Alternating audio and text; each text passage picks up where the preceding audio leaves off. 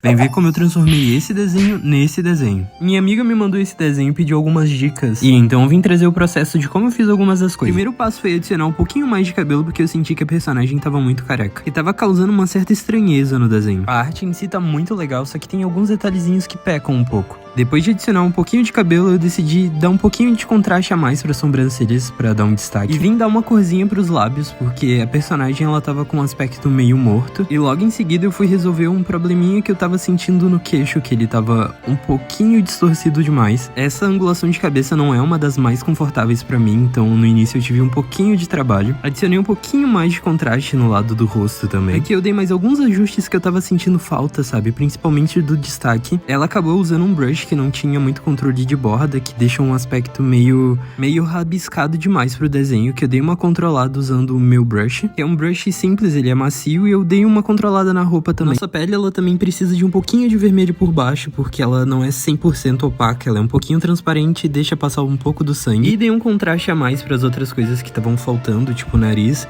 Os olhos, a distância já tava certinha, só dei uma ajeitada ali. Flipei o desenho algumas vezes pra conferir se tava certinho. E com alguns desses ajustes já tava nítida a diferença desde o início do desenho. E eu só fui agora adicionando detalhes, renderizando um pouco mais, sempre por cima da camada, porque eu gosto de tirar depois a camada de cima e ver a diferença que faz. Ajustei também um pouquinho da cabeça e essas flores que eu adicionei pra tirar o aspecto do corpo voador. E tcharam, o processo todo durou 15 minutos.